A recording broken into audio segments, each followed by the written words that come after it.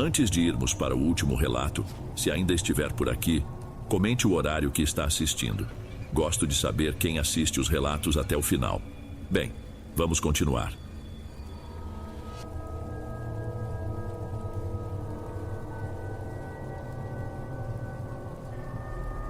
Ei pessoal, obrigado por ouvirem. Clique no sininho de notificações para ser alertado de todas as futuras narrações. Lanço vídeos novos todos os dias por aqui. Espero te ver nos próximos. Agora na tela vou deixar outros 2 bons vídeos que sei que irão gostar. Te vejo por lá.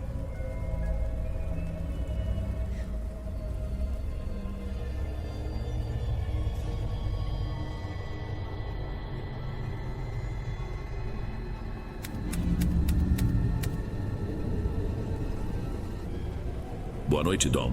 Meu nome é Agenor. Sou caminhoneiro desde que me entendo por gente. Daquele tipo que tem mais poeira de estrada na roupa do que tempo em casa. Conheço cada palmo de muita rodovia por aí. Já vi de tudo um pouco.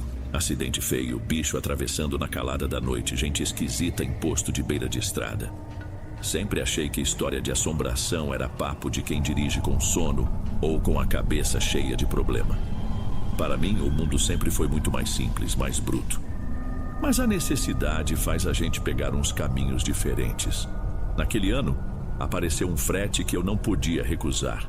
O dinheiro era bom demais. Vinha em 1 hora que ia resolver umas dívidas que não podiam mais esperar. O serviço era um pouco fora da minha rota habitual. Buscar a mudança completa de um casarão antigo, desses de família tradicional, que tinha sido vendido. Lembro que, durante o carregamento, a maioria dos móveis estava coberta de poeira, mas um pequeno baú de madeira escura parecia estranhamente limpo. Quase cuidado. Era um frete fechado. Tudo ou nada. Carregar o caminhão com a tralha toda e levar para um galpão a centenas de quilômetros dali.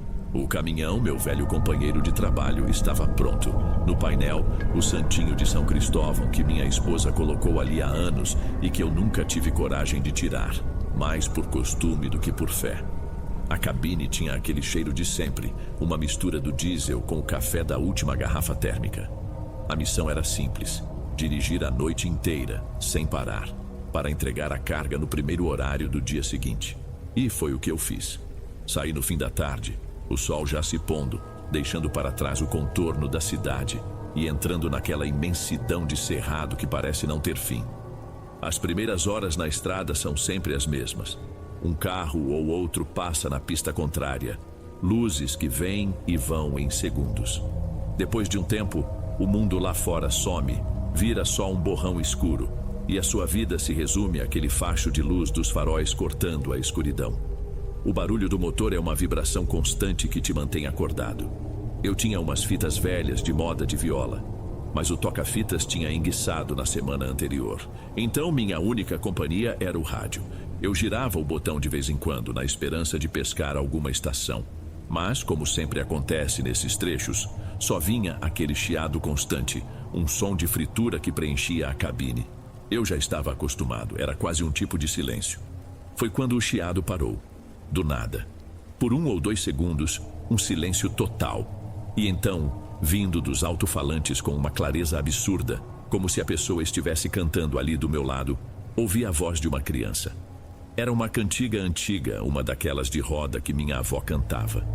Não deu para entender a letra direito, era só a melodia, fina e lenta. Durou uns 5 segundos no máximo.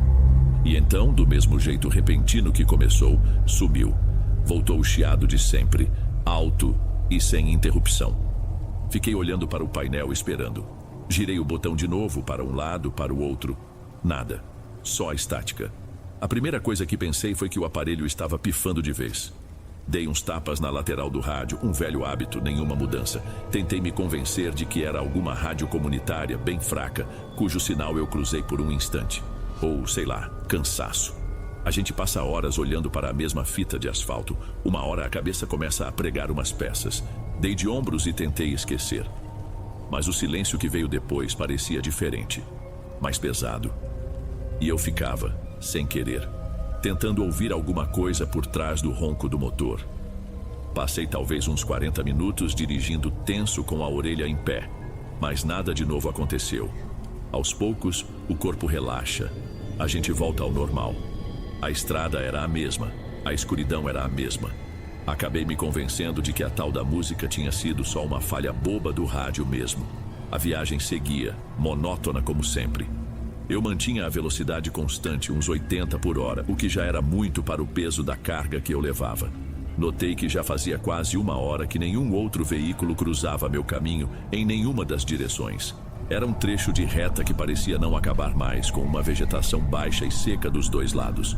Não havia uma casa, um poste, uma luz sequer, só a estrada e o mato. Foi então que os faróis altos do caminhão pegaram 2 figuras paradas no acostamento, a uns 100 metros à frente. Minha primeira reação foi tirar o pé do acelerador por instinto. Conforme me aproximei, vi que eram 2 crianças. Uma menina, que devia ter uns 10, talvez 12 anos, e um menino menor segurando na mão dela. Ela usava um vestido simples de cor escura e ele uma camisa de botão e calças curtas. Estavam descalços, parados, imóveis, olhando na minha direção. Passei por eles e pelo retrovisor direito, vi que viraram a cabeça para acompanhar a passagem do caminhão. A menina até levantou a mão, em um gesto lento, que não parecia bem um aceno.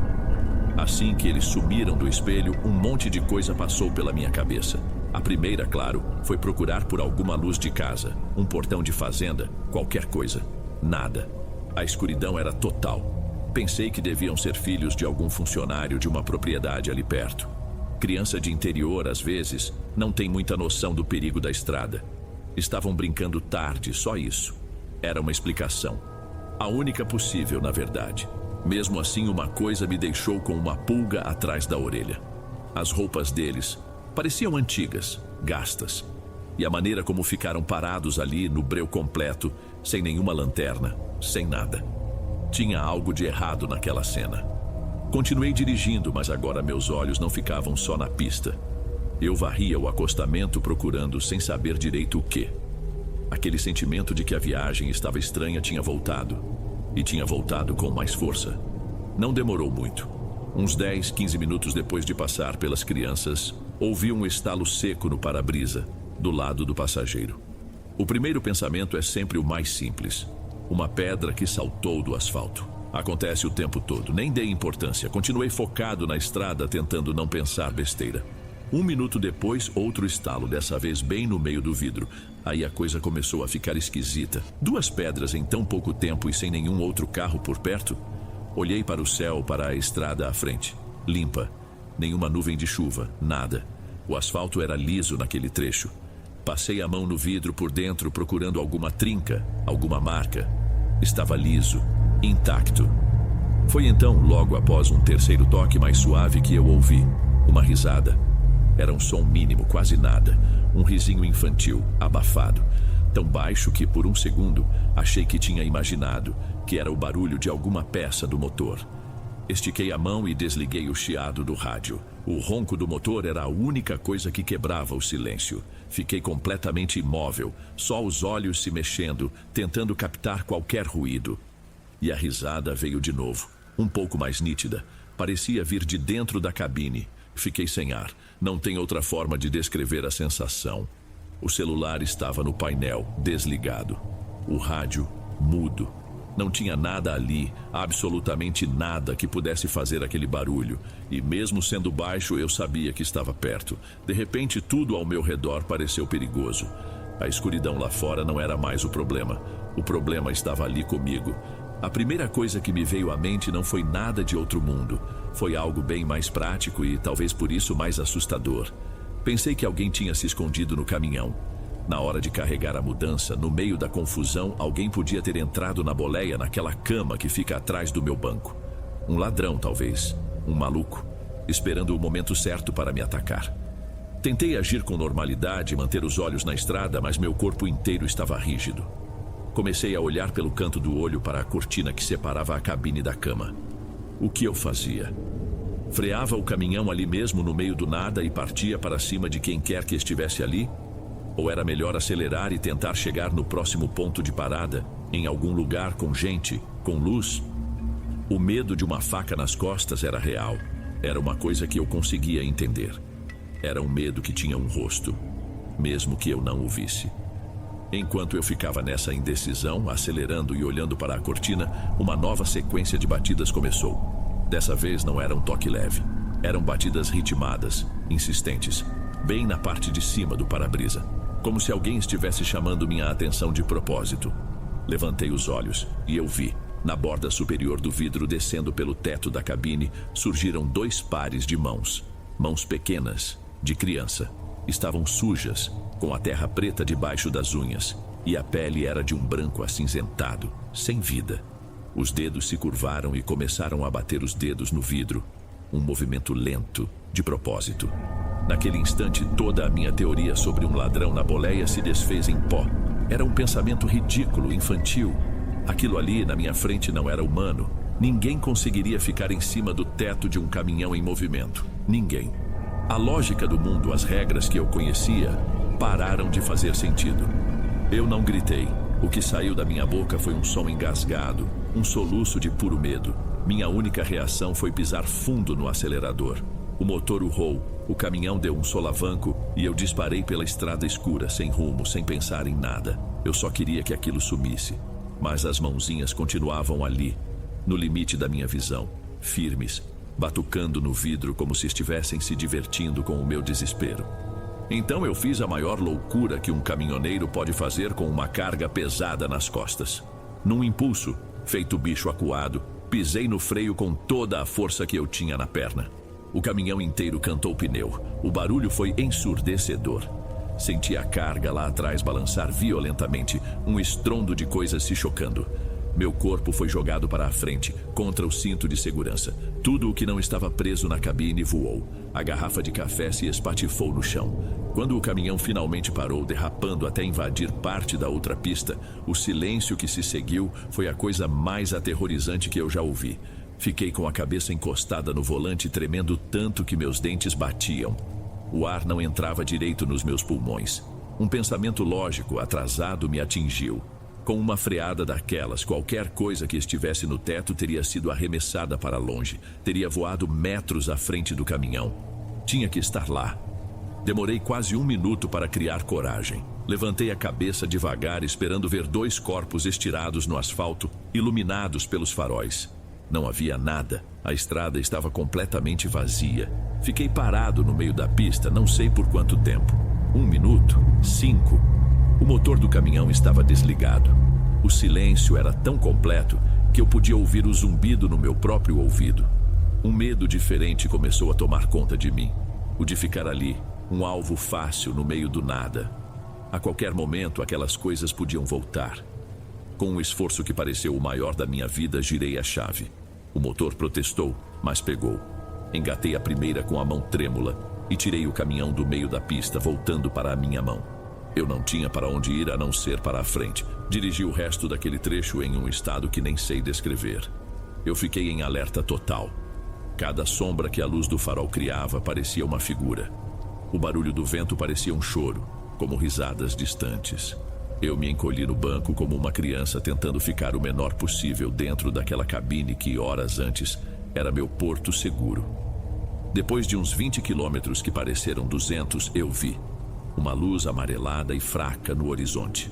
Conforme eu me aproximava, a luz ficava mais forte. Era um daqueles pontos de parada grandes que ficam abertos a noite toda. Nunca na minha vida eu fiquei tão feliz em ver um posto de combustível. Parecia que, quanto mais eu me aproximava daquelas luzes, mais a sensação ruim ia passando. Como se a escuridão e o que vivia nela tivessem medo de gente. Estacionei o caminhão de qualquer jeito entre 2 carretas, o mais perto que pude da lanchonete iluminada. Desliguei o motor e fiquei ali, só respirando o cheiro de diesel e fumaça dos outros caminhões. Era o cheiro da segurança. Abri a porta e quase caí para fora da cabine. Minhas pernas estavam moles, sem força. Foi quando ouvi alguém me chamar. Agenor, é você mesmo? Virei e vi o Valmir, um colega das antigas, vindo na minha direção com um copo de café na mão. A cara dele, que era de surpresa, mudou para preocupação quando chegou mais perto. Meu amigo, o que aconteceu? Ele disse, segurando no meu braço para me dar apoio. Você tá pálido feito cera. Bateu o caminhão? Passou mal? Eu abri a boca para tentar explicar, mas as palavras não saíam. Eu só conseguia gaguejar. Valmir, na estrada. Minha voz era um fiapo. Calma, calma. Ele me levou até um banco de concreto que tinha ali. Senta aqui, respira. Vou buscar uma água com açúcar para você. Não se mexe. E ali fiquei, sob as luzes fortes do pátio, tremendo dos pés à cabeça, mas pela primeira vez em horas, com a certeza de que eu não estava mais sozinho. Valmir voltou com um copo d'água e ficou do meu lado, em silêncio, enquanto eu bebia. Minhas mãos tremiam tanto que derrubei um pouco. Quando consegui me acalmar o suficiente para formar uma frase inteira, eu contei. Contei tudo, desde a música no rádio. Falei das crianças na beira da estrada, das batidas no vidro, das risadas. Quando cheguei na parte das mãos, minha voz falhou. Eu esperava que ele risse, que me chamasse de louco. Mas ele só ficou me olhando com uma cara séria. Agenor, essa viagem, essa carga que você está levando, não é uma carga comum, é? Ele perguntou com a voz baixa. Você está cansado, meu amigo. A gente fica muitas horas sozinho nessa escuridão. A cabeça da gente começa a criar coisa. A estrada faz isso. Não foi a minha cabeça, Valmir. Eu insisti, sentindo um desespero. Eu vi. Era real. Ele suspirou, passando a mão na nuca. Ele queria acreditar em mim. Eu via isso, mas não conseguia. Tá bom, eu não tô dizendo que você tá mentindo. Ele disse, tentando me acalmar. Vamos fazer o seguinte, então. Para tirar essa cisma da sua cabeça. A gente vai lá no seu caminhão agora e olha em cima da lona. Você vai ver que não tem nada lá. A poeira da estrada tá toda no lugar, lisinha. Vai te ajudar a relaxar. A ideia me deu um calafrio, mas ele tinha razão. Era o único jeito de saber. Ou eu estava ficando maluco, ou... Fomos até o caminhão. A lona azul que cobria a mudança estava esticada, amarrada com força. Valmir me deu um pé e eu subi no chassi, me segurando na lateral da carroceria. Meu coração estava disparado. Respirei fundo e olhei para cima. A superfície da lona estava coberta por uma camada grossa e uniforme de poeira fina, da cor de barro claro, acumulada por centenas de quilômetros de estrada de terra e asfalto ruim. E na poeira havia marcas, não eram manchas, não eram riscos, eram pegadas, dezenas de pegadas pequenas de pés descalços, marcas de calcanhares, de dedos, de arcos de pé, claramente de dois tamanhos diferentes. Uma parecia de uma criança de uns 10 anos, a outra menor ainda. As pegadas se cruzavam, andavam em círculos, iam de uma ponta à outra da carga, como se duas crianças tivessem passado horas brincando ali em cima. Eu não conseguia respirar, minha garganta fechou. Valmir, chamei com a voz rouca. Sobe aqui. Ele subiu com alguma dificuldade e ficou de pé ao meu lado. Ele seguiu meu olhar e, quando viu, ficou mudo. O rosto dele perdeu a cor. Ele se inclinou como se não acreditasse no que via e esticou o dedo, parando a milímetros de uma das pegadas menores. Ficamos os dois ali, em cima do caminhão, sob a luz amarela do poste, olhando para aquilo na lona. Meu Deus do céu, Agenor! Ele sussurrou sem tirar os olhos da lona. O que é isso? Eu não consegui responder. A gente ficou ali, os dois, olhando para aquelas marcas na poeira. A prova de que eu não estava louco era quase pior do que a loucura em si. Foi o Valmir quem quebrou o silêncio. A gente precisa tirar isso daí. A voz dele era firme, decidida, como se ele estivesse lidando com um vazamento de óleo, não com o impossível. Agora. Ele desceu e voltou com uma daquelas mangueiras de alta pressão que tem na área de lavagem do posto. Sem falar mais nada, ele me entregou a ponta e abriu a torneira. A água veio com força. Apontei o jato para a lona e comecei a lavar. Vi as pegadas se desfazendo, a poeira virando uma lama rala e escorrendo pela lateral do caminhão. Ficamos ali até não sobrar um vestígio sequer.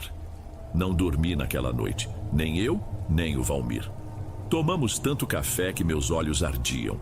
Assim que o céu começou a clarear, eu me despedi dele e voltei para a estrada. Dirigir durante o dia foi melhor, mas não muito. A cada solavanco eu lembrava da carga lá atrás. Não eram mais só móveis velhos, era outra coisa. Cheguei no destino, um galpão enorme e impessoal, e os carregadores já estavam me esperando. Eu nunca trabalhei com tanta pressa na vida. Cada cadeira, cada mesa, cada caixa que saía do meu caminhão era um alívio. A última coisa a sair foi um pequeno baú de madeira escura, pesado demais para o seu tamanho. Quando ele tocou o chão do galpão, Senti como se um peso tivesse saído das minhas costas. Recebi meu pagamento e fui embora sem olhar para trás. A viagem de volta foi tranquila, silenciosa. Passou uma semana. A vida em casa estava normal. O dinheiro do frete tinha ajudado a ajeitar as coisas. Minha esposa notou que eu andava mais quieto, mais assustado, mas eu dizia que era só cansaço. Como eu ia explicar uma coisa daquelas? Ela ia achar que eu tinha batido a cabeça. Mas a verdade é que eu não era mais o mesmo.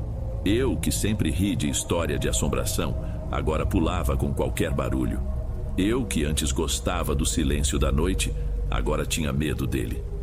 E então, na noite passada, a certeza veio. Eu estava na sala, vendo televisão, já era tarde. Minha esposa dormia. O programa acabou e eu fiquei ali, no silêncio, pensando na vida. Foi quando eu ouvi, vindo do corredor escuro que leva para os quartos. Era um risinho baixo, inconfundível. Não me levantei para olhar. Não tive coragem. Fiquei ali, sentado no escuro, entendendo que eles não estavam na estrada. Eles estavam na carga. E quando a carga se foi, talvez um pedaço deles tenha resolvido ficar. Ou talvez eles só tenham me ensinado a ouvir o que sempre esteve aqui. Não sei o que é pior.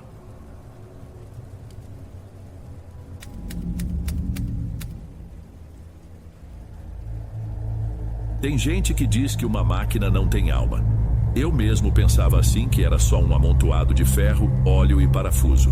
Mas isso foi antes de o meu próprio caminhão, o companheiro de uma vida inteira, tentar me levar junto com ele para o fundo de uma ribanceira. Meu nome é Jonas e sou caminhoneiro desde que me entendo por gente. A profissão veio do meu pai, e quando ele se foi, me deixou o bruto dele. Um Scania vermelho, modelo antigo, mas muito bem conservado, que eu passei a chamar de gigante.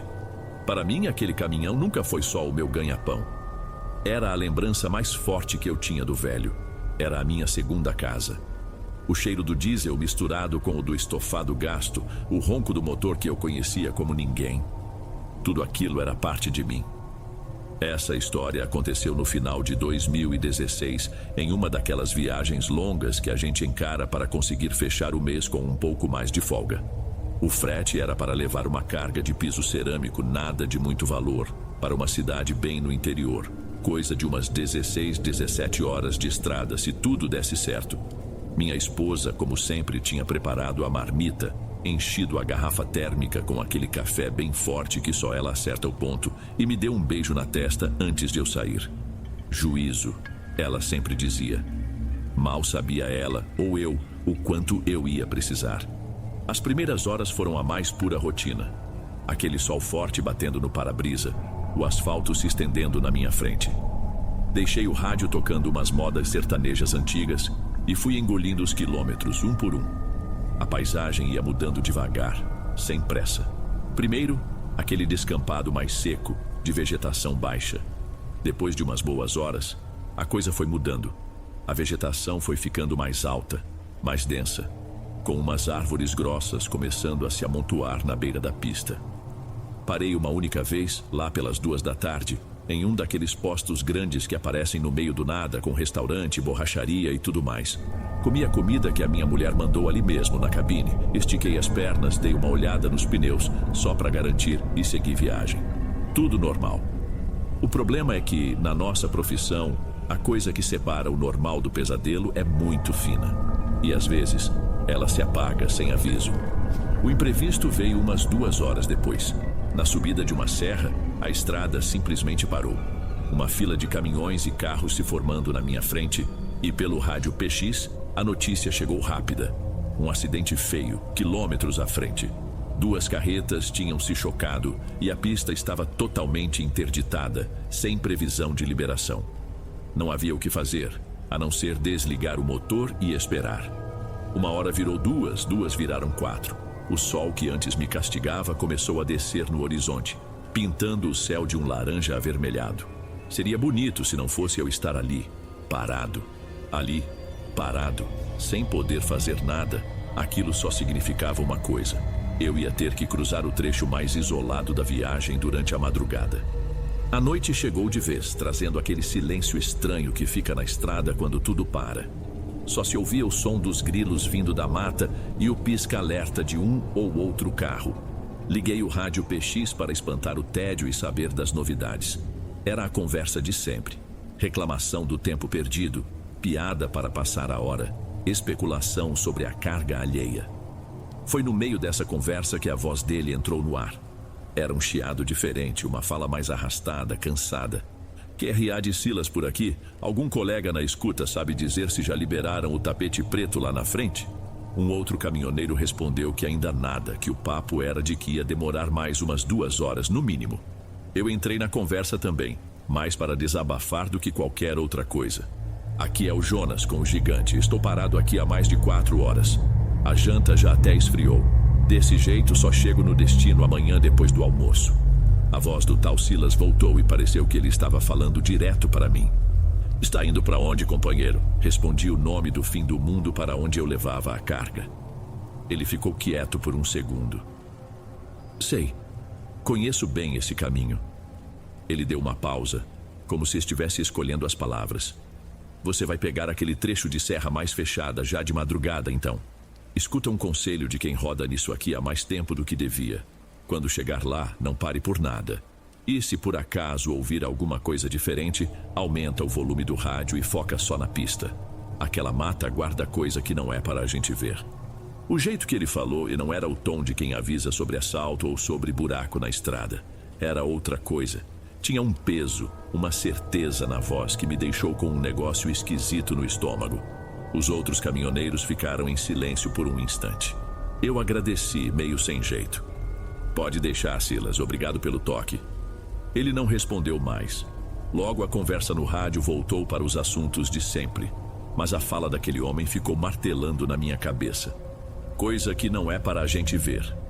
Na hora, eu tentei deixar para lá, colocar na conta de superstição de motorista antigo. Mas o aviso dele já tinha grudado na minha cabeça. A fila finalmente começou a andar perto das 11 da noite. Senti um alívio imenso quando engatei a primeira no gigante e o motor respondeu com força, como se ele também estivesse ansioso para sair dali. A estrada à minha frente estava praticamente vazia. Os carros menores e os caminhões mais rápidos já tinham disparado, e não demorou muito para eu me ver completamente sozinho naquele trecho. Dirigir à noite em um lugar assim é uma experiência diferente. A cabine vira o seu mundinho, iluminado só pelas luzes do painel. Lá fora é uma escuridão total, cortada só pela luz forte dos faróis.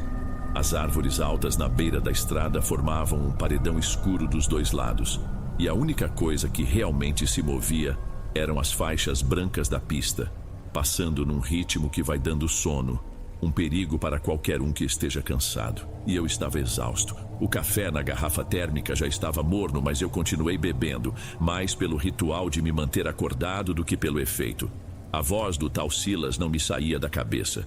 Eu tentava pensar em outra coisa, na minha esposa dormindo, no que eu ia fazer quando chegasse ao destino, mas o aviso dele voltava, ecoando no silêncio da cabine.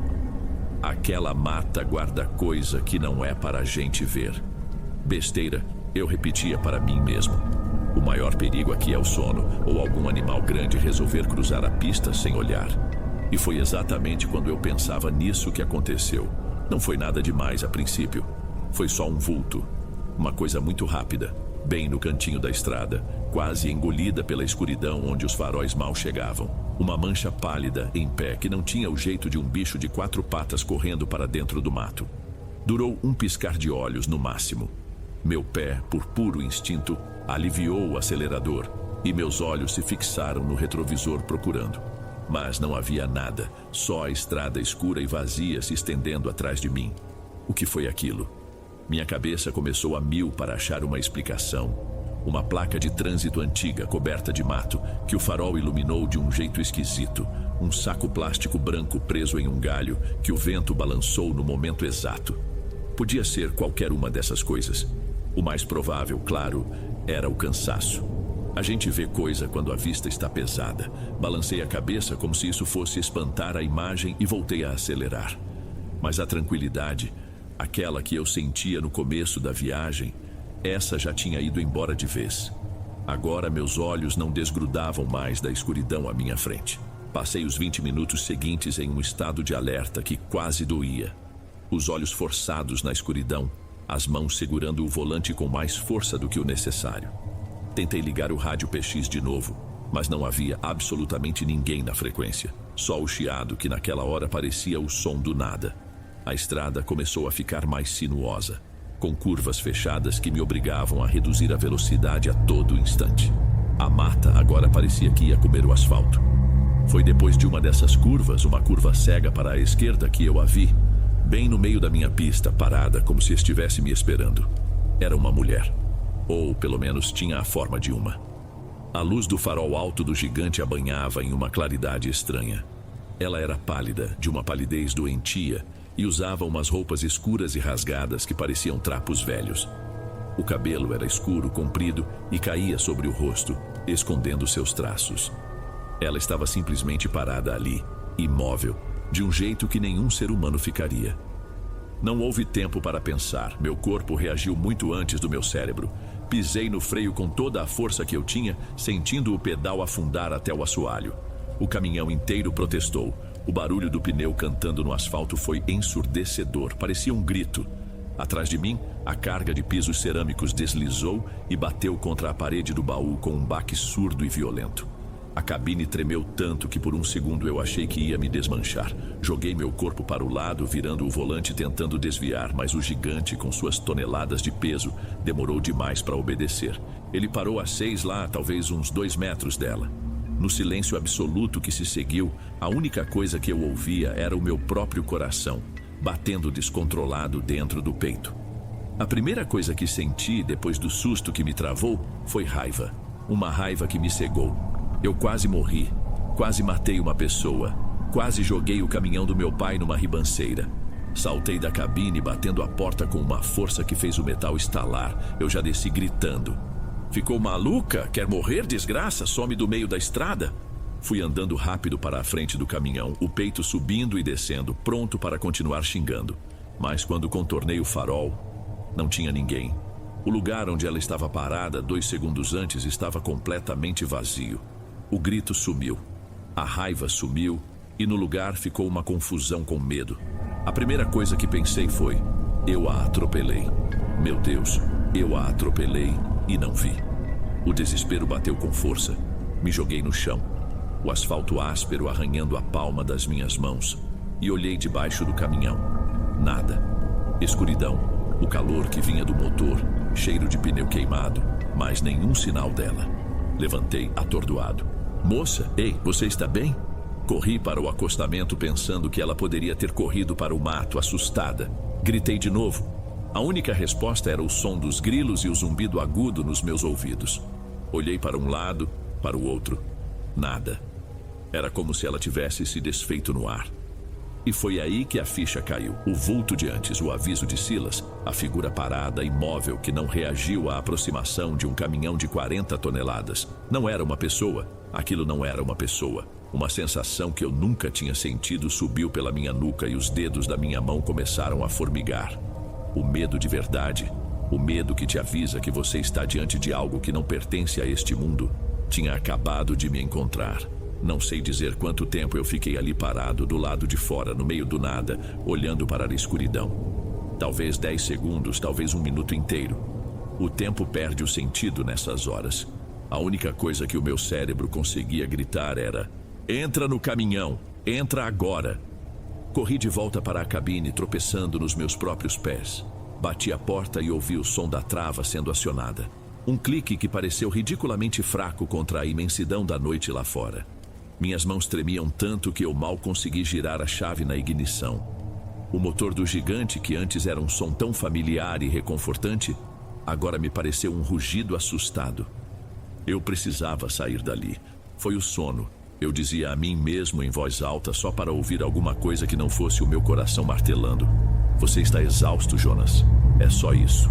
Eu não acreditava naquilo de verdade, mas eu precisava acreditar. Era a única coisa que me impedia de abandonar o caminhão ali mesmo e sair correndo a esmo pela mata. Engatei a marcha com um tranco e pisei fundo no acelerador. O caminhão cantou pneu e disparou pela estrada, muito mais rápido do que seria prudente naquele trecho sinuoso. Eu não me importava. Meu único objetivo era colocar o máximo de asfalto possível entre mim e aquele trecho maldito. Cada curva que eu vencia era uma pequena vitória. E por um breve e estúpido instante, eu achei que tinha funcionado. Achei que tinha escapado. Percorri uns 5 ou 6 quilômetros naquela velocidade absurda. O motor do gigante urrava, e a cada curva os pneus chiavam, protestando no limite da aderência. Aos poucos, a adrenalina da fuga começou a baixar, e o que ficou foi um medo frio e vigilante. Eu sabia que precisava diminuir, voltar a um ritmo seguro. Foi ao me aproximar de mais uma curva, uma bem mais suave, que eu tirei o pé do acelerador e levei até o freio, para dar só um toque, só para sentir o caminhão reduzir. O pedal estava mole, esponjoso, afundou quase sem resistência e nada. O caminhão não diminuiu a velocidade, nem um pouco. Meu estômago pareceu encolher. Tentei de novo, bombeando o pedal com força, 1, 2, 3 vezes. Era como pisar em um travesseiro molhado. A velocidade se mantinha, talvez até aumentasse um pouco, porque a estrada tinha uma leve, quase imperceptível, inclinação para baixo. Puxei o maneco, o freio da carreta. Nada. Tentei o freio motor. Acionei o botão no painel. O barulho do motor deveria mudar, ficar mais grave, mais forte, segurando as rodas. Não aconteceu absolutamente nada. O som continuou o mesmo. Não. Isso não podia estar acontecendo. Falha total de freio. Assim, do nada, logo depois do que eu tinha visto. A coincidência era grotesca demais para ser real. O pânico começou a subir pela minha garganta, quente e amargo. Minha única ideia foi pedir ajuda, usar o rádio. Arranquei o microfone do suporte, o dedo tremendo tanto que quase não acertei o botão para falar. Alô? Alô, tem algum colega na escuta? Preciso de ajuda, estou sem freio na serra. Repetindo, sem freio. Alguém me copia? A resposta foi um chiado alto, agressivo. Um som que parecia rasgar o alto-falante. E então, o chiado mudou. Ele se afinou, virou um zumbido agudo, quase na frequência de um assobio. E por baixo desse zumbido eu pude ouvir. Não era uma voz clara, não eram palavras, mas era algo. Um som que lembrava um sussurro, rápido e distorcido, como uma fita de áudio sendo mastigada e tocada ao contrário. Era um som debochado, medonho.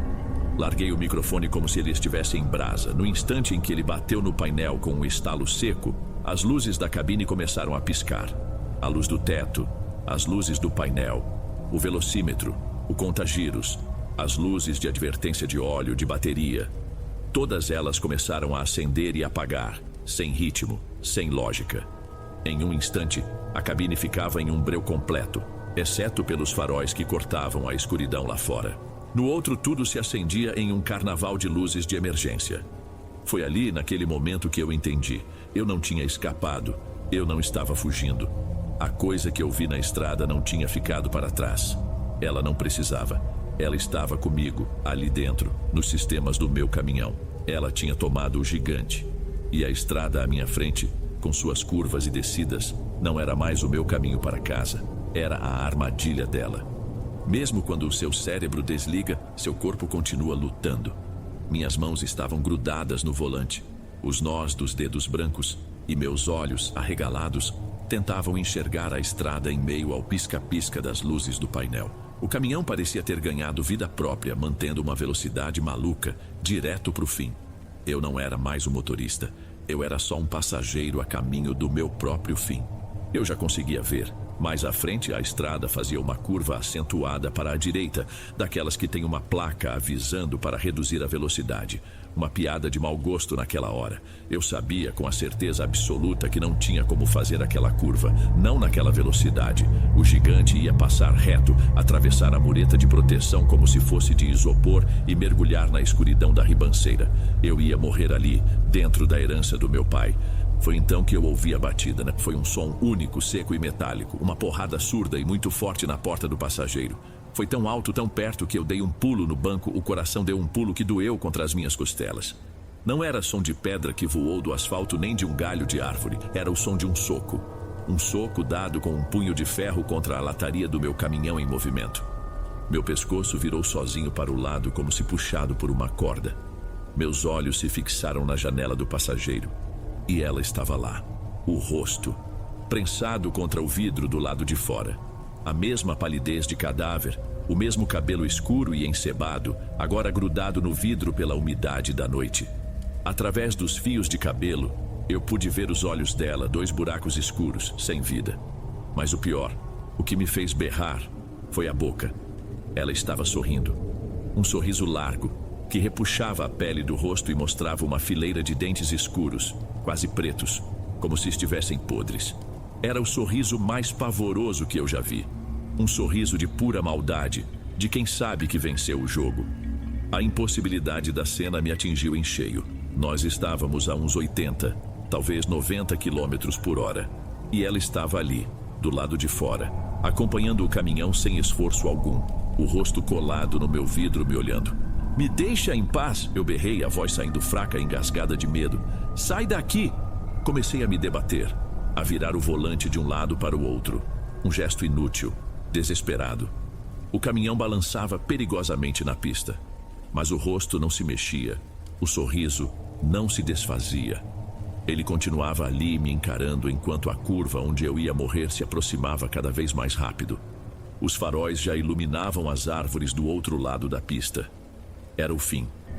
Fechei os olhos com força, esperando o impacto, o som do metal se contorcendo, do vidro se quebrando. Encolhi meu corpo, um último instinto de proteção antes de tudo acabar. Mas o impacto não veio. O que veio foi uma mudança de repente, tão brusca quanto o começo do ataque. Em um instante, o rosto na janela simplesmente sumiu. Não se afastou, não voou para trás. Desapareceu. Como a imagem de uma televisão que é desligada de repente. No exato mesmo segundo, senti o pedal do freio ficar duro sob o meu pé. As luzes do painel pararam de piscar e se estabilizaram.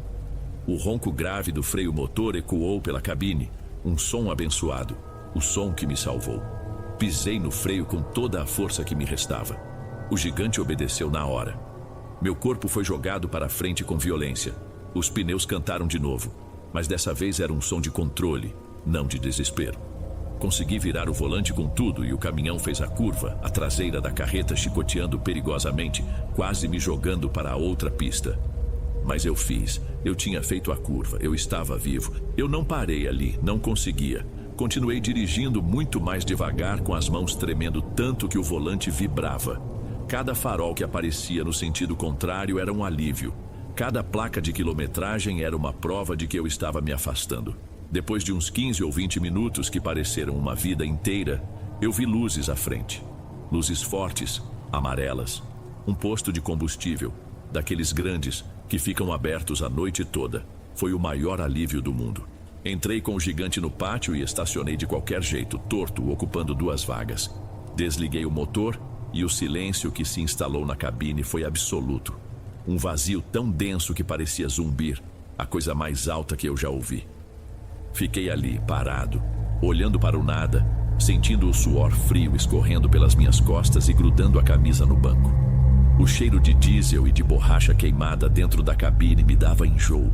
Precisava ver gente. Desci do caminhão, minhas pernas estavam bambas. Caminhei até a lanchonete do posto. A luz fluorescente lá dentro feria meus olhos, mas era bem-vinda.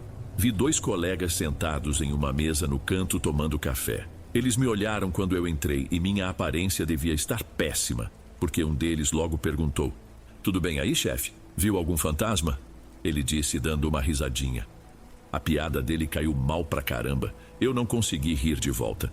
Apenas me aproximei da mesa deles, tentando controlar a tremedeira. Pior que isso, minha voz saiu como um sussurro. Meu caminhão. Os freios falharam geral, lá na serra. Quase passei reto numa curva. A expressão deles mudou na hora. A risada sumiu, dando lugar à preocupação de profissional. O mais velho se levantou. "Calma, rapaz, senta aí. A gente dá uma olhada nisso pra você. Às vezes é só ar no sistema, acontece." E eles foram comigo até o caminhão. Com as lanternas dos celulares, eles olharam tudo. As mangueiras, o sistema de ar, os tambores de freio. Eu fiquei só olhando de longe, já sabendo o que eles iam encontrar. Depois de uns 10 minutos, o mais novo se levantou, limpando a graxa das mãos em um pano. "Companheiro, não sei o que te dizer." Ele falou, coçando a cabeça. "Está tudo perfeito. Não tem um vazamento, não tem nada de errado. Testei o pedal, está com a pressão normal. Foi quando eu contei o resto. Contei da mulher parada no meio da pista. Quando terminei, os dois se entreolharam e ficou um silêncio esquisito entre a gente. O mais velho, que antes tinha oferecido ajuda, agora me olhava com uma mistura de pena e medo. Nesse trecho aí, ele começou a voz baixa. Tem muita história. Meu avô contava de uma noiva que morreu aí nos anos 70, depois que o noivo não apareceu na igreja. Dizem que ela fica na beira da estrada esperando. O outro balançou a cabeça em negação. Que noiva, o quê? A lenda que eu conheço é de uma curandeira que o povo de um vilarejo antigo acusou de ser bruxa. Lincharam a coitada e deixaram o corpo no mato. Dizem que o espírito dela não deixa caminhoneiro passar em paz. Eles não tinham uma resposta, só mais perguntas, só mais medo. Agradeci e voltei para a minha cabine. Não dormi, claro. Fiquei ali, sentado, vendo o dia clarear, com a certeza de que a noite não tinha acabado para mim. Terminei a viagem, entreguei a carga e voltei para casa por um caminho diferente, muito mais longo. Nunca mais dirigi à noite se pude evitar. Aquele caminhão, o gigante do meu pai, eu vendi 6 meses depois. Não conseguia mais entrar naquela cabine sem sentir aquele sorriso na janela, sem ouvir aquele baque na porta. Não era mais a minha casa. Outra coisa tinha entrado ali. E até hoje eu não sei o que era aquilo, se era uma noiva, uma bruxa ou só a própria estrada cobrando seu preço. O que eu sei é que existem coisas que a gente não foi feito para entender. E que o pior medo não é o do que você não conhece. É quando a coisa que você não conhece sabe exatamente quem você é, te escolhe e transforma a coisa que você mais ama na arma que vai tentar te matar.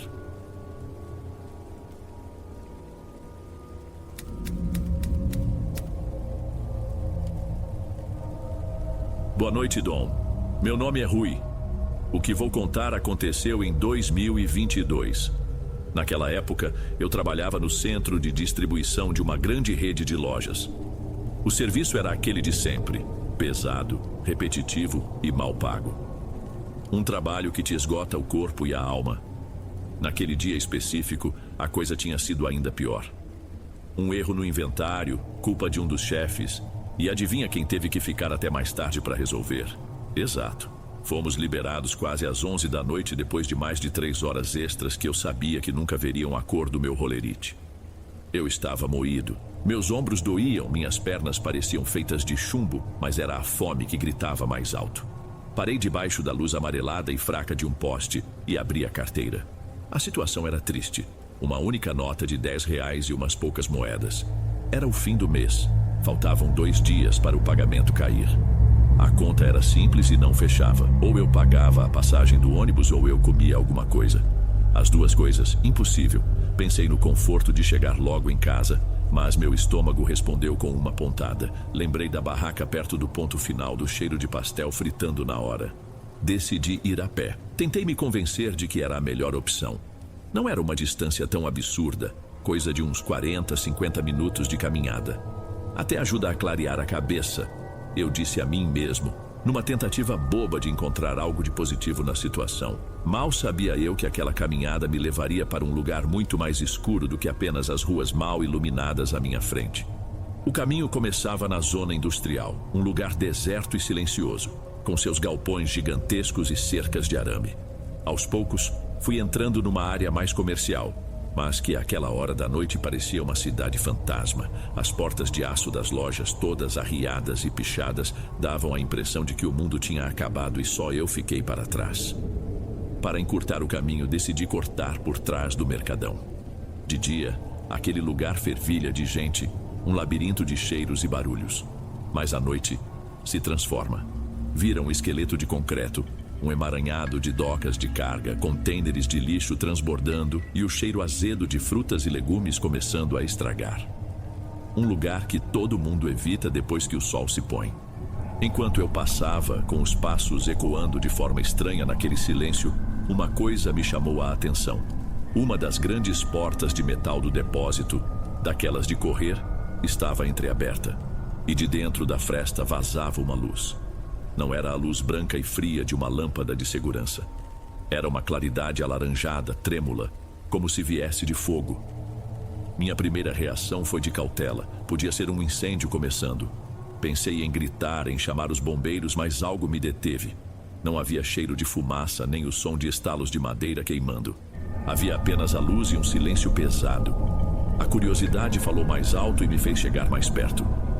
Andando na ponta dos pés, me aproximei da fresta e espiei. Não era um incêndio. Havia gente lá dentro. Umas 4 ou 5 figuras, mas não dava para ver os rostos. Estavam de costas para mim, formando um semicírculo. A luz vinha de várias velas grossas dispostas no chão. E o que eles faziam, não sei explicar direito. Não era uma festa, não era uma reunião. Eles se moviam de um jeito estranho, em uníssono. Agachavam-se lentamente, quase tocando o joelho no chão, e depois se erguiam com a mesma lentidão, repetidas vezes, sem uma palavra, sem um sussurro. A cena inteira era errada. Tinha uma energia ali, um clima pesado, esquisito que me causou um desconforto imediato na boca do estômago. Eu não sabia o que era aquilo, um culto, uma seita, sei lá. Mas eu sabia com a certeza mais absoluta do mundo que não era da minha conta. Virei as costas devagar, sem fazer barulho, e comecei a me afastar. Só vai embora, Rui, minha mente repetia. Aperta o passo e esquece o que viu. E foi no exato instante em que eu decidi acelerar que um som metálico e alto rasgou o silêncio. Um barulho de trava sendo destrancada com força. Vinha de dentro do galpão. O som me fez fincar os pés no chão. Meu corpo todo ficou tenso esperando. A porta de metal deslizou um pouco mais para o lado, com um rangido que pareceu ecoar por quilômetros. Da escuridão lá de dentro, contra a luz alaranjada das velas, um vulto alto e escuro surgiu e saiu para a rua. Não deu para ver rosto nem roupa, nada. Era só uma silhueta, uma sombra que parecia mais escura que a própria noite. E ela começou a andar na minha direção. Meu primeiro impulso foi sair correndo como um louco. Mas meu cérebro, numa tentativa desesperada de manter o controle, me freou. Correr seria um erro. Correr seria confirmar que eu era uma presa. Correr seria admitir que eu tinha visto algo. Então eu apenas me virei e continuei andando, mas agora com um passo mais rápido, mais firme. É só um dos vigias, eu repetia para mim mesmo. Ele não te viu, ele só está seguindo o caminho dele. Mas a mentira não se sustentava. A rua estava vazia. Não havia outro caminho para seguir, a não ser o meu. Foi quando eu ouvi. Não era um som de passos, era algo diferente e muito mais perturbador. Um ruído baixo, constante. Um arrastar. Um atrito baixo, mas contínuo, como se a base de um saco cheio roçasse o asfalto irregular. Um atrito suave, mas insistente, que se infiltrava por baixo do som dos meus próprios sapatos. Eu não queria olhar para trás. Sabia que se olhasse o medo tomaria conta de vez. Tentei me concentrar na minha respiração, no meu destino. Minha casa, minha porta trancada. Mas o som continuava lá, mantendo uma distância fixa. Não se aproximava, mas também não se afastava. Estava simplesmente me acompanhando. A ansiedade virou uma coisa física, uma pressão no meu peito. Depois de um quarteirão inteiro com aquele barulho roçando na minha nuca, eu não aguentei. De um jeito que tentei fazer parecer casual, como se estivesse só alongando o pescoço, olhei por sobre o ombro. A figura ainda estava lá. Talvez a uns 50 metros de distância. Parada sob um poste, a luz amarelada tornava seu contorno ainda mais indefinido. Era alta, imóvel. E enquanto eu olhava, ela recomeçou a se mover. E o som do arrastar voltou junto. Não havia dúvida. Aquilo estava me seguindo. Foi aí que a ficha caiu de vez. Aquele pingo de esperança de que era só uma coincidência, de que eu estava sendo paranoico, secou na mesma hora. Agora era um fato. Aquela coisa, fosse o que fosse, estava atrás de mim. Meu passo, que antes era rápido, virou uma marcha forçada. Eu não olhava mais para trás, mas todos os meus sentidos estavam focados no som, no arrastar contínuo que vinha da escuridão. Minha cabeça só pensava numa coisa: sumir dali. Eu não podia de jeito nenhum levar aquilo para a minha rua. Não podia deixar que vissem qual portão eu entraria. Vi uma travessa escura à minha direita, uma rua estreita, residencial, com muros altos e sem movimento. Numa decisão de segundos, virei bruscamente e entrei nela, quase correndo. O plano era simples. Eu me esconderia e deixaria a coisa passar direto. Avancei uns 20 metros pela ruela e me enfiei no recuo de uma garagem, um vão escuro entre o portão e o muro. Prendi a respiração, tentando acalmar o som do meu próprio coração que batia descontrolado nos meus ouvidos. Encostei na parede fria e esperei. E o silêncio veio. O som do arrastar tinha sumido. Ouvi apenas o zumbido de um ar-condicionado em alguma janela e, bem longe, a sirene de uma ambulância. 1 minuto se passou. 2. O alívio começou a tomar conta de mim. Uma onda quente que relaxou meus músculos tensos. Passou direto. Pensei, era só isso. Eu me assustei à toa. Senti até uma ponta de vergonha pela minha reação. Eu já estava pronto para sair do meu esconderijo, respirar fundo e terminar meu caminho em paz. Foi quando eu ouvi de novo. O mesmo arrastar suave, mas agora parecia amplificado pela acústica da rua estreita. E vinha da entrada da travessa onde eu estava.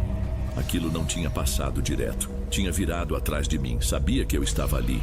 Senti uma coisa gelada e real que começou na base do meu pescoço e desceu pela coluna, como se uma agulha de gelo estivesse me tocando. Espiei pela beirada do muro com o coração na boca. A figura estava lá, bem na entrada da rua, a uns 20 metros de mim. Parada. O formato era o mesmo, alto, sem detalhes, mas agora parecia mais intencional. Não estava só passando, estava me esperando, caçando. Naquele momento, toda a minha tentativa de ser racional e controlado foi para o espaço. O pânico puro tomou conta. Saí do meu esconderijo e disparei. Corri como eu acho que nunca tinha corrido na vida. Minhas pernas, antes tão cansadas, ganharam uma força que vinha do puro pavor. Eu não me importava mais se estava fazendo barulho, se alguém ia me ver. Eu só precisava sair dali. Corri sem rumo por 2 ou 3 quadras, virando em esquinas aleatórias, com o som do meu próprio fôlego ofegante preenchendo o mundo. Finalmente, reconheci onde estava. A esquina da minha rua. Parei ali, com as mãos nos joelhos, tentando puxar o ar, o peito queimando. Eu não aguentava mais correr. Não aguentava mais fugir. Era hora de encarar. Respirei fundo uma última vez e me virei para o meio da rua, pronto para gritar, para lutar, para fazer o que fosse preciso. E lá estava eu, parado no meio do asfalto, o peito subindo e descendo com violência, esperando a figura aparecer na esquina de onde eu tinha vindo. Eu estava pronto para o que fosse. Meus punhos estavam cerrados com tanta força que as unhas cravavam na minha palma. Eu ia ver a cara desse desgraçado. A escuridão na boca da outra rua pareceu se mexer. Algo escuro começou a avançar, saindo das sombras e entrando sob a luz fraca do poste da esquina. Mas não andava e não fazia o som de arrastar. Movimentava-se de um jeito suave, quase flutuando, deslizando pelo chão sem esforço. E quando a luz finalmente revelou o que era, toda a minha adrenalina se desfez. O que ficou no lugar não era medo, era uma pane. Como olhar para uma equação em que 2 mais 2 resultava em uma cor. Não era um homem, não era uma pessoa de sobretudo. Era um saco de lixo, um saco preto grande, daqueles de 100 litros, bem cheio. Estava amarrado com um nó apertado na boca e sua base arredondada roçava o asfalto de leve. Ele parou a uns 10 metros de mim, no meio da rua, e ficou ali, completamente imóvel. Eu fiquei olhando para aquilo, sentindo o suor esfriar no meu rosto. Um saco de lixo? Eu corri por 6 quarteirões. Me escondi numa garagem, quase tive um ataque do coração por causa de um saco de lixo. A vergonha começou a subir quente. Eu devo ter imaginado tudo. O cansaço, o estresse, a sugestão da cena que vi no mercado. Minha cabeça deve ter criado a perseguição inteira. Mas então, uma outra parte da minha mente, a parte que ainda estava em pânico, começou a argumentar. Não tinha vento. A noite estava completamente parada, abafada.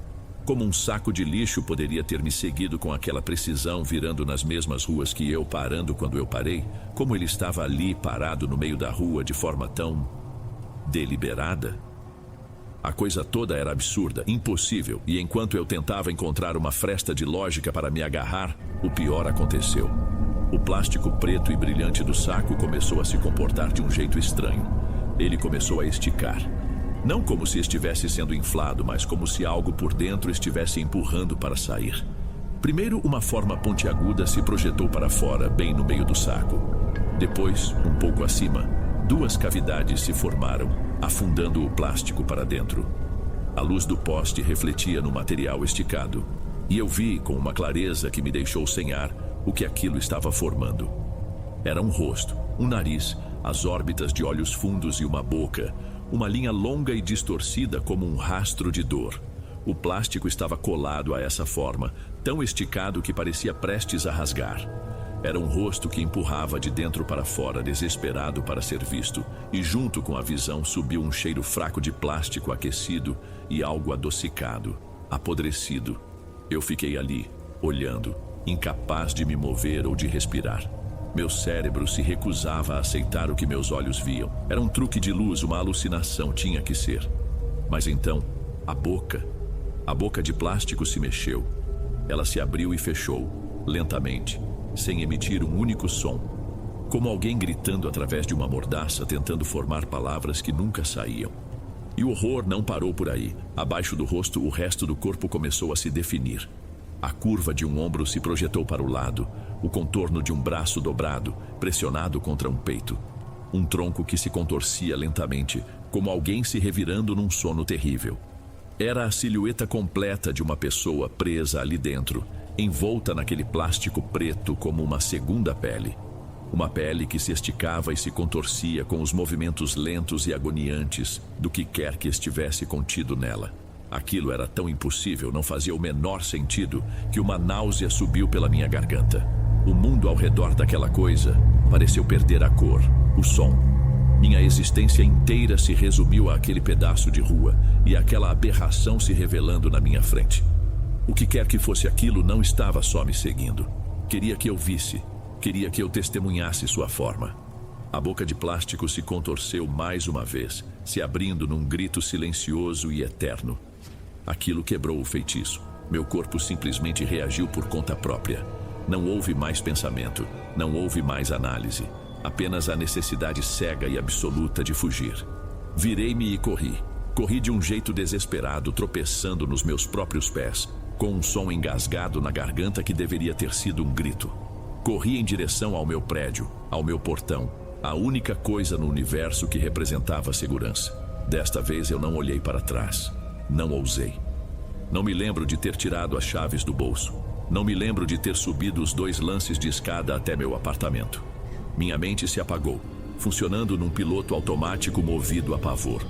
A próxima coisa que me lembro com clareza é o som da minha própria porta batendo com uma violência que fez o batente tremer. Girei a chave na fechadura 1, 2 vezes. Travei a tranca de segurança. Encostei as costas na madeira ofegante, com o peito doendo, e deslizei até o chão. Por um momento, o silêncio do meu apartamento me abraçou. O som da minha respiração e das batidas frenéticas do meu coração eram a única coisa real. Eu estava em casa. Estava seguro. Mas a imagem não saía da minha cabeça. O plástico preto esticado, a boca se movendo num grito mudo. Será que ainda estava lá? A pergunta era uma tortura. Uma parte de mim queria se encolher ali no chão e nunca mais se mover. A outra, a parte que precisava entender, que precisava confirmar, me forçou a levantar. Eu precisava saber. Precisava ver com meus próprios olhos se aquela loucura tinha me seguido até a porta de casa. Fui até a janela da sala que dava para a rua. Apaguei a luz para que quem estivesse fora não pudesse me ver. Meus movimentos eram lentos, cuidadosos, como se eu fosse um ladrão na minha própria casa. Afastei uma fresta minúscula na persiana com o dedo e olhei para baixo. E meu estômago revirou. Estava lá, não estava mais na esquina. Tinha se movido. Agora estava bem no meio da rua, diretamente em frente ao meu prédio, parado sob a luz alaranjada do único poste que funcionava naquele trecho. Perfeitamente imóvel. E estava virado para cima, virado para a minha janela. Não me pergunte como eu sei disso. É impossível de explicar. O saco de lixo não tinha olhos, não tinha cabeça, não tinha frente ou costas. Mas naquele instante, eu tive uma certeza que veio do fundo do estômago. Aquela coisa sabia que eu estava ali, atrás daquela janela, olhando para ela. Estava me encarando. Recuei da janela de uma vez, tropeçando num sapato que eu tinha deixado no caminho. Caí sentado no chão. O refúgio tinha virado uma armadilha. A porta trancada, as paredes de concreto. Nada daquilo importava. Eu não estava seguro. Eu estava preso. E a coisa estava do lado de fora, esperando. Arrastei-me para o corredor, para longe da janela e me enfiei na cozinha, o cômodo mais interno do apartamento. Sentei no chão gelado, abracei meus joelhos e fiquei ali, no escuro, apenas ouvindo. Cada ruído do prédio era um novo pico de terror. O estalo do encanamento antigo, o motor da geladeira ligando, os passos de um vizinho no andar de cima. Eu esperava, a qualquer momento, ouvir aquele som. O som baixo e suave de algo sendo arrastado pelo corredor, parando na minha porta. Passei o resto da noite ali, encolhido no chão da cozinha, sem coragem de olhar pela janela de novo, sem coragem de fazer um único barulho, apenas esperando a única coisa que talvez pudesse me salvar, esperando o amanhecer. Não sei quando eu finalmente dormi, se é que dormi. Acho que meu corpo só desligou por exaustão. Acordei com um pulo, ainda no chão da cozinha, com o pescoço doendo. A luz que entrava pela janela não era mais a escuridão da noite. Era aquele cinza pálido que vem antes do sol nascer. Os primeiros sons da cidade começavam a chegar.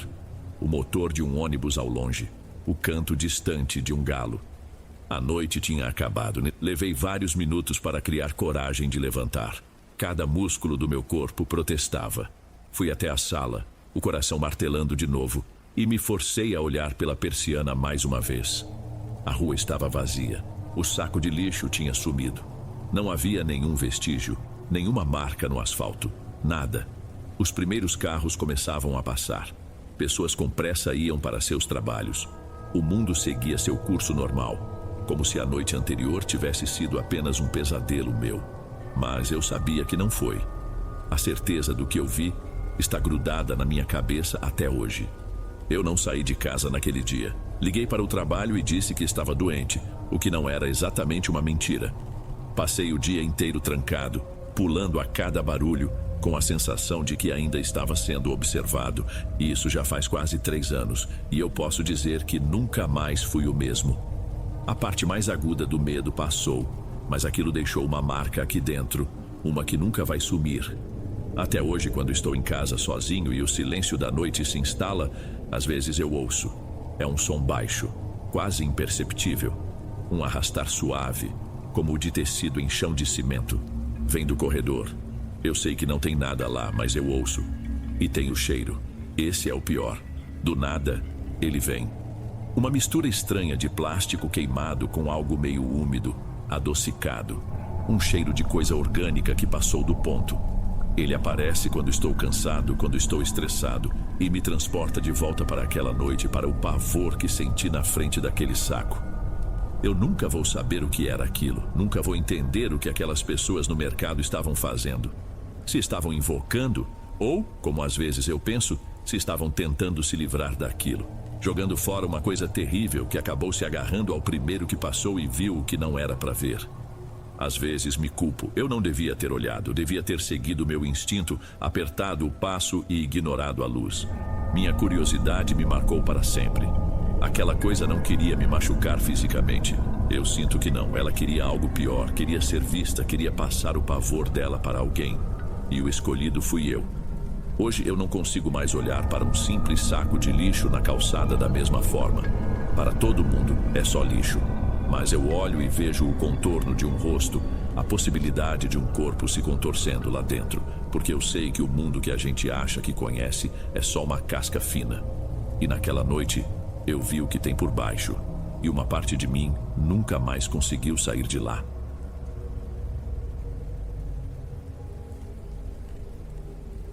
Antes de irmos para o próximo relato, se você é novo por aqui, não se esqueça de se inscrever no canal e ativar o sininho para receber as próximas histórias.